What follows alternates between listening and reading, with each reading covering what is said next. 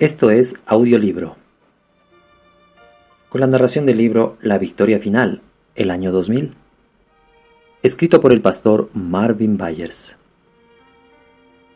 Bienvenidos.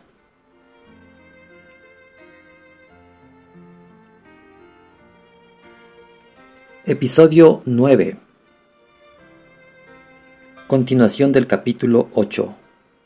Otras similitudes entre el principio y el fin de la edad del Nuevo Testamento.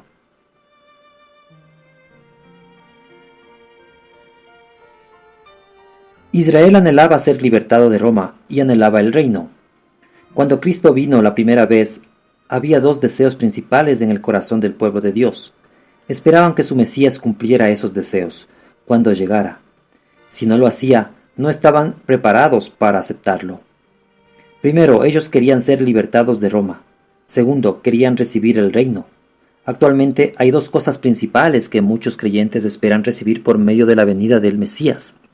Primero, muchos creen que el antiguo imperio romano está en ascenso otra vez, al unirse las naciones europeas. Creen que esa es la base del nuevo orden mundial y un futuro gobierno mundial. Ellos anhelan que Él venga para salvarlos de esa Roma por medio del rapto. Y segundo, uno de los mensajes principales que existe hoy en la iglesia es el mensaje del reino. Muchos anhelan que el Mesías venga y les dé el reino. La respuesta a estos dos deseos es la misma en su segunda venida que en su primera venida. Si el Mesías viene, pero más que para libertarnos de la mano de Roma por medio de un rapto, Él nos dará el poder para conquistar a cualquier Roma por medio de la gloria del Señor, tal como lo hizo en la primera venida.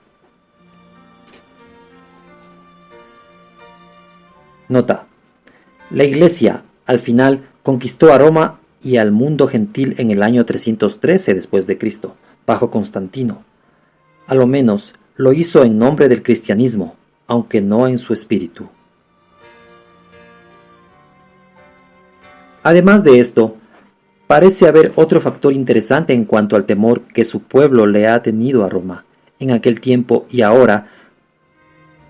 Cuando surgía el tema de Roma durante el ministerio de Cristo, su actitud parecía ser algo así: ¿Roma? ¿Y qué es Roma? ¿Por qué se preocupan tanto por Roma?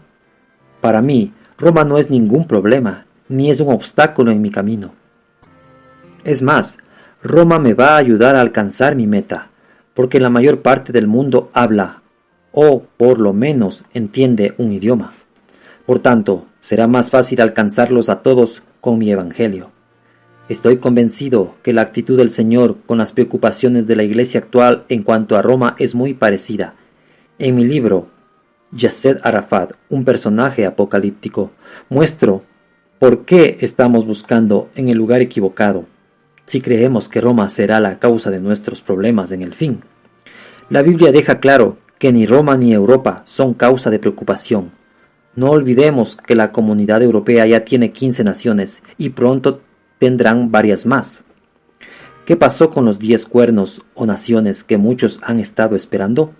Mientras que muchos han estado viendo hacia Europa durante muchos años, esperando que allí se cumpla la profecía, Yasser Arafat, en su tiempo, cumplió casi 50 de los detalles del fin que aparecen en el libro de Daniel.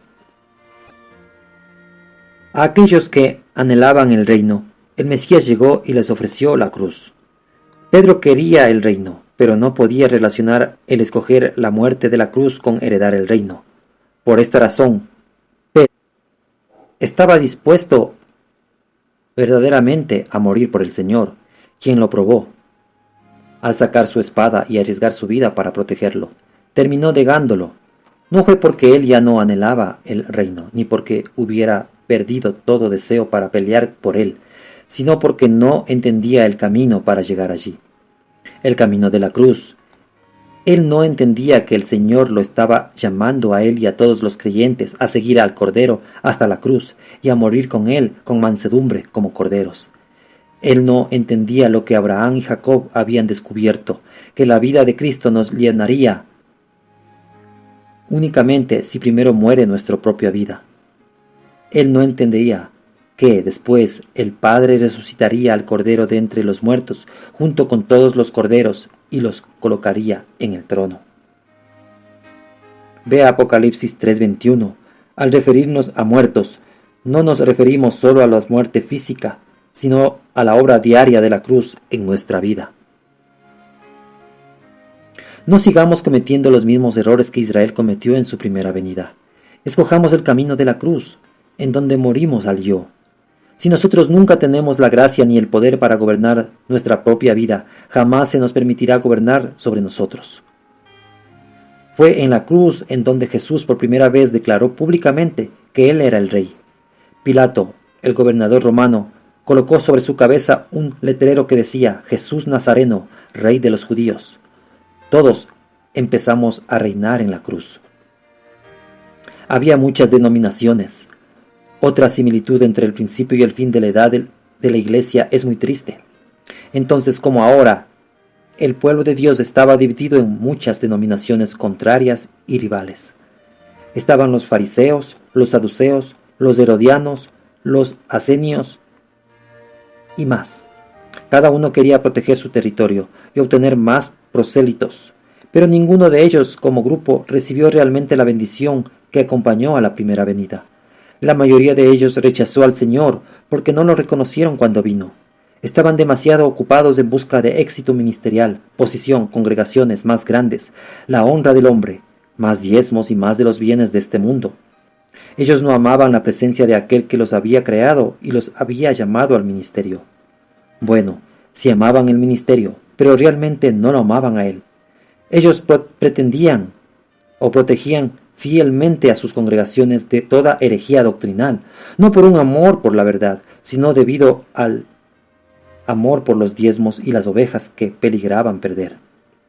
Un día un río de su presencia empezó a fluir en Israel, cuando la voz de aquel que se escuchó en el desierto, Juan el Bautista, vino con una unción imposible de resistir, y todas las ovejas de esos líderes que estaban en bancarrota espiritual salieron al desierto para ser sumergidos en ese precioso río de vida. Esos líderes terminaron llamando a Juan hereje, no por lo que enseñaba, sino porque él les vació sus sinagogas. Ellos habían aferrado al pueblo bajo sus ministerios por mucho tiempo, sin pagar el precio para alimentarlos con el pan de su presencia. Habían escogido la comodidad, los placeres, los cuidados, las cosas de este mundo y sus propios caminos y concupiscencias carnales. Ellos habían abandonado la fuente de aguas vivas y habían cavado para sí cisternas rotas que no podían contener agua. Habían rehusado entregar su vida a la oración, el ayuno y la búsqueda del Señor con un corazón honesto y humilde y una vida recta. Cuando el río de vida empezó a fluir y el pan de su presencia empezó a ser manifestado, las almas hambrientas y sedientas, quienes habían estado clamando por la realidad del cielo y de su presencia, empezaron a abandonar en oleadas la comodidad, la posición y el prestigio de las sinagogas. Primero, se identificaron con ese hombre loco en el desierto y luego con el Mesías mismo, de cuya vida fluía aguas que ellos no tenían y que año tras año habían anhelado.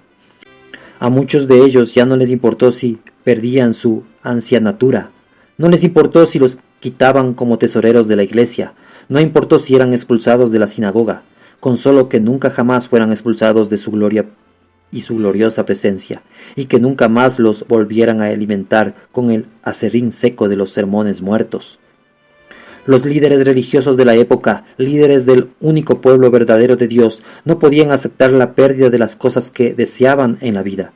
Si tan solo hubieran habido en su corazón un deseo por aquel que había sido llamados a conocer y a dar a conocer, ellos de buena gana habrían dejado todo para correr en pos de su presencia, junto con sus ovejas. Así, no habrían perdido todas sus ovejas. En vez de eso, habrían estado enfrente de muchos líderes espirituales a quienes él, príncipe de los pastores, colocó sobre su rebaño. Después de la cruz, Jesús reiteró esta verdad al decir que ni nosotros perdemos nuestra vida por causa suya, terminaremos salvándola. Esto es verdad siempre. La misma relación de los líderes religiosos de la época de Cristo se ve muchas veces hoy. Tristemente, esa reacción aparta a muchos del río de vida, como fue durante el ministerio de Cristo. Él reprendió a los fariseos así: ni entráis vosotros, ni dejáis entrar a los que están entrando. Mateo 23:13. Hace un tiempo, un pastor tenía temor de perder alguno de sus miembros clave ante otra obra que les estaba alimentando con el pan de vida. En vez de buscar a Dios por una unción fresca en su propio ministerio, él le prohibió a sus líderes que visitaran la otra obra y dijo que la otra obra tenía doctrinas falsas peligrosas. Cuando el líder de la otra obra, por el bien de la unidad, ofreció reunirse con el pastor acusador y ofreció cambiar cualquier doctrina que no fuera escritural, la oferta fue rechazada porque el asunto central no era realmente un amor por la verdad. Ese pastor puso otras metas por encima de un amor por la verdad. El Señor de Gloria visitará a su pueblo de nuevo. Cuando eso suceda, habrá muchos líderes en el pueblo verdadero de Dios, cuya falta de relación con el Señor quedará revelada justamente por su falta de agua de vida. En muchos casos, como en la primera venida, esos líderes atacarán al Rey de la Gloria, quien se manifestará en y a través de su pueblo. En vez de rendirse con arrepentimiento y escoger el camino de la cruz, el único camino hacia un reino eterno, ellos intentarán colocarlo a él sobre la cruz, en sentido espiritual, para que ellos pudieran continuar con sus juegos espirituales y edificar sus reinos terrenales. Sí, el principio y el fin de la edad de la Iglesia serán maravillosas, pero trágicamente iguales. ¿De qué lado estará usted en aquel día? Recuerde, lo que hagamos al cuerpo de Cristo, a Él lo hacemos. Mateo 25:40.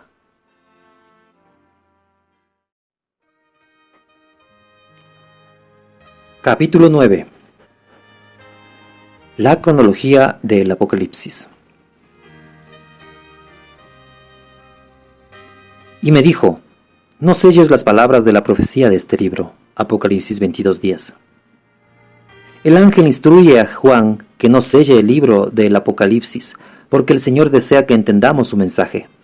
Aquí el Señor no estaba tratando de encubrir la verdad, sino de revelarla. En el primer verso del libro, Él dice que su propósito para darnos esa revelación es revelarnos el futuro. Ese libro debiera ser fácil de entender, pero parece que el hombre y el enemigo han logrado hacerlo confuso. La confusión ha entrado a la Iglesia por medio de espíritu de error. Hay una tendencia a usar el Apocalipsis para probar lo que ya se considera como doctrina establecida. Esto no es más que terreno fértil para esos espíritus de error. El camino de la sabiduría consiste en llegar con la sencillez de un niño y preguntar, Señor, ¿qué tienes tú en este libro? Subtítulo 1.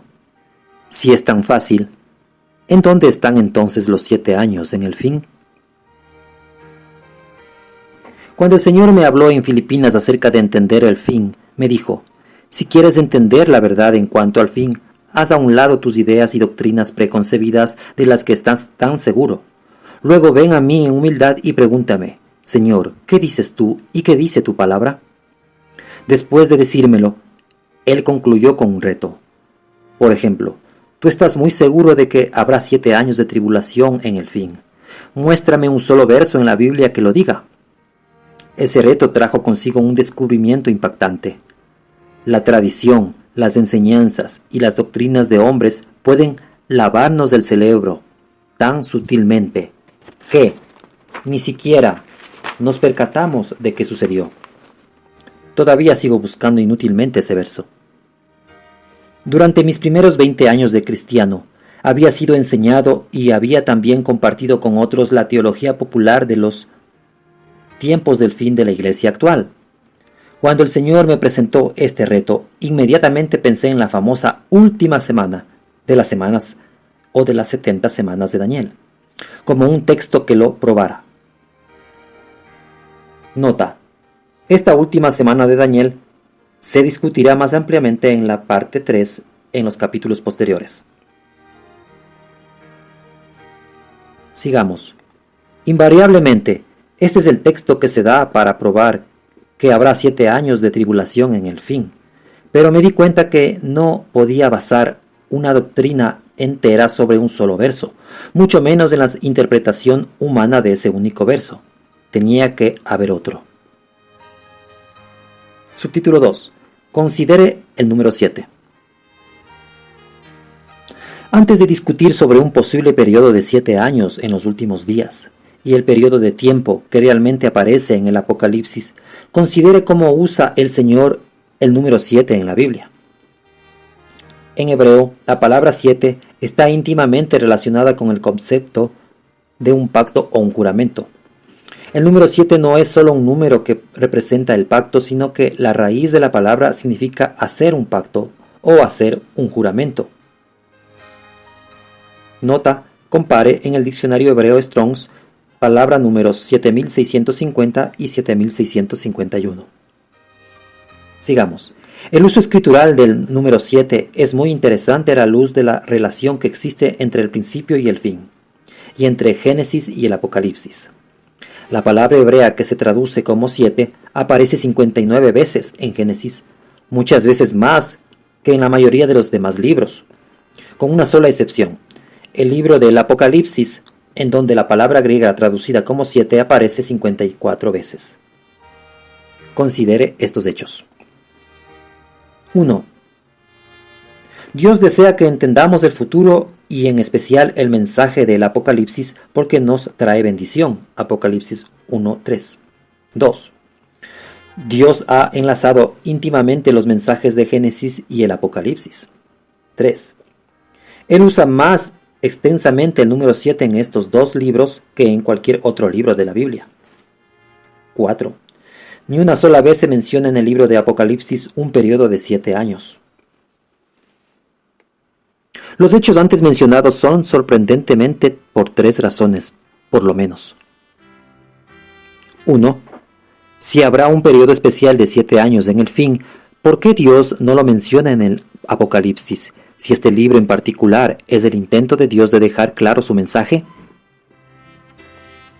Como quiera, ¿no sería lógico hablar de 7 años, ya que el número 7 es usado extensamente? 2. Aunque en el Apocalipsis nunca aparece un periodo de 7 años, sí se menciona frecuentemente un periodo de tiempo específico de 3 años y medio, o 42 meses, o 1260 días, o un tiempo y tiempos y la mitad de un tiempo. 3. Dado que el principio y el fin son iguales, es importante notar que en sentido bíblico la edad de la Iglesia no comenzó con un periodo especial de 7 años, sino con uno de 3 años y medio. Nota. Sé que algunos dicen que hubo en efecto un periodo especial de 7 años de ministerio hacia los judíos después de la cruz, pero eso está basado en interpretación, no en datos dados en la Biblia. El ministerio de Cristo, según revelan los evangelios, duró 3 años y medio. Nota. Considere los hechos y las siguientes confirmaciones. 1. En Lucas 4:25, el Señor comparó el ministerio de Elías con el suyo y especificó que el de Elías duró 3 años y medio. 2. En Lucas 13, del 6 al 7, el Señor da la parábola del hombre que, sin éxito, buscó fruto de su higuera por 3 años y la habría destruido, pero el viñador pidió misericordia 1 año más. El ministerio del Señor para Israel, la higuera, cubrió las Pascuas de 4 años. Él viajó a Jerusalén, y en cada una de esas Pascuas buscó fruto de la higuera, y no la halló. Finalmente Jerusalén fue destruida por el labrador, el Padre. Esta parábola se cumplió en una forma muy real. Y nota 3, refiérase a la nota y a la imagen que ponemos en el video de este audiolibro. Continuamos. Como el libro de El Apocalipsis se refiere exclusivamente a un periodo de 3 años y medio antes de la segunda venida, ¿no será que el Señor está tratando de mostrarnos que la edad de la Iglesia principia y finaliza con un periodo de 3 años y medio en vez de principiar con un periodo de 3 años y medio y finalizar con un periodo de 7 años? Veremos que ese es exactamente el caso.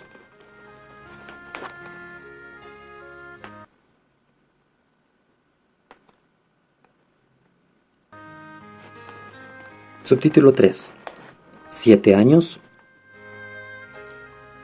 ¿De dónde entonces encuentran los teólogos 7 años en el libro del Apocalipsis? En los capítulos 11, 12 y 13 aparece en cada uno un periodo de 3 años y medio. Algunos sencillamente han tomado la decisión de sumar 2 de esos periodos para obtener 7 años. ¿Qué autorización escritural hay para que hagamos eso? Algunos recurrirían a las 60 o a las 70 semanas de Daniel para justificarlo, tal como hice yo cuando Dios me habló en las Filipinas. Esto es un ejemplo de enfocar el Apocalipsis con el deseo de comprobar una idea preconcebida. ¿Por qué no sumar el periodo de 3 años y medio que aparece en cada uno de estos 3 capítulos? La respuesta, porque resultaría un total de 10 años y medio, algo que sería contrario a la idea preconcebida de 7 años. ¿Existe la misma justificación escritural para sumar 3 periodos que para sumar 2 periodos? Ninguna. En Apocalipsis constantemente revela solo un periodo específico de tiempo en todo el libro. Los capítulos 11, 12 y 13 muestran el mismo periodo de 3 años y medio, pero en cada capítulo se ve ese periodo desde perspectivas diferentes. El capítulo 11 desde la perspectiva de los 2 testigos, el capítulo 12 desde la perspectiva de la iglesia y el capítulo 13 desde la perspectiva del mundo. Subtítulo 4. 3 años y medio. Para obtener mayor luz sobre este periodo de 3 años y medio, permitimos que la Biblia se interprete a sí misma. El Padre le dio a Jesucristo la revelación del fin en Apocalipsis 1:1.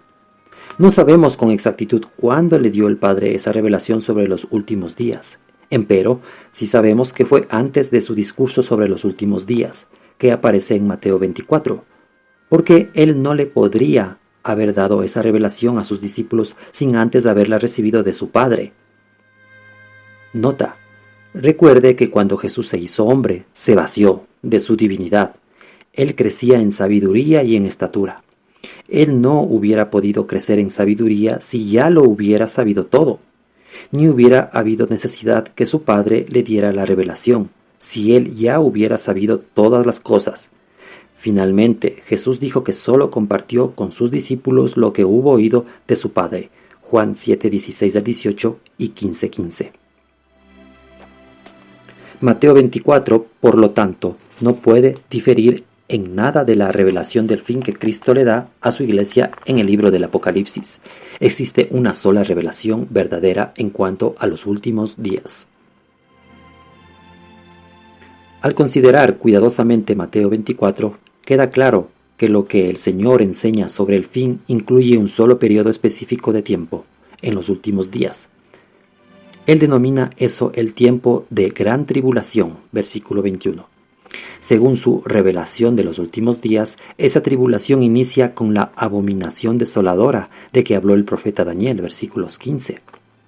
Daniel revela que desde la abominación desoladora hasta el fin habrá un periodo de 1290 días, o 3 años y medio, Daniel 12:11. Básicamente, todos los teólogos evangélicos creen que la gran tribulación durará 3 años y medio según se revela al comparar Mateo 24:15 y Daniel 12:11. Pero muchos de ellos también creen que este periodo de gran tribulación será precedido por otro periodo de 3 años y medio en el que habrá tribulación general. Así llegamos, o así llegan ellos a un supuesto periodo de 7 años en los últimos días.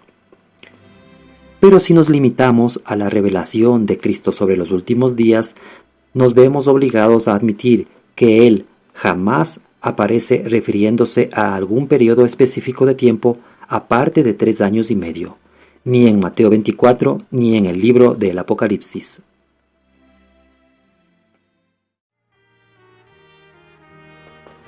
¿Existe alguna base bíblica para creer que habrán 2 clases de tribulación en los últimos días, o sea, un periodo de 7 años, dividido en 3 años y medio de tribulación, seguido por 3 años y medio de gran tribulación? En capítulos posteriores veremos que esto no es más que especulación sin ningún fundamento bíblico. En Juan 16:33, Jesús da una promesa: en el mundo tendréis aflicción. Esto, aunado a nuestra propia experiencia diaria, nos hace reconocer que la tribulación general durará por toda la edad de la iglesia. Luego, habrán 3 años y medio de gran tribulación al final. Estos son los únicos 2 tipos de tribulación a los que Jesús se refiere en la Biblia. Una dura muchos siglos y la otra dura 3 años y medio. ¿No es impresionante que a pesar que nuestro maestro y ejemplo no menciona 7 años de tribulación en ninguna de sus enseñanzas o en el Apocalipsis, nosotros sí lo hacemos? Quizás él no estaba al tanto de nuestra revelación. Subtítulo 5. La evidencia. En las primeras 2 ediciones de este libro, di varias más razones bíblicas muy fuertes por las que sabemos que solo habrá un periodo específico de 3 años y medio en los últimos días. Debido a que esta edición incluye mucho material nuevo, no incluye estas razones aquí. Sin embargo, considere la evidencia que ya tenemos. 1. La enseñanza sobre el fin del Señor mismo se refiere únicamente a un periodo de 3 años y medio. 2. El Apocalipsis se refiere nada más a un periodo de tiempo específico en el fin, 3 años y medio. 3. Daniel se refiere varias veces a un periodo de 3 años y medio en el fin, en Daniel 7:25 y 12 del 6 al 12. 4. Daniel 9:27 se refiere a un periodo de 7 años, que se divide en 2 periodos, o mitades de 3 años y medio, cada uno. Si la Biblia es nuestra única fuente de interpretación, entonces debemos encontrar ambos periodos en algún lugar de la Biblia. ¿Podríamos ignorar en el Nuevo Testamento principia o finaliza con periodos específicos de 3 años y medio? Si el principio y el fin son iguales, esta es evidencia de peso para esperar que haya un periodo de 3 años y medio en el fin, como lo hubo en el principio. 5. En ningún lugar de la Biblia existe una referencia directa a un periodo específico de 7 años en los últimos días. Todo ese concepto tiene su base en la interpretación privada que alguien dio a un solo verso, Daniel 9:27.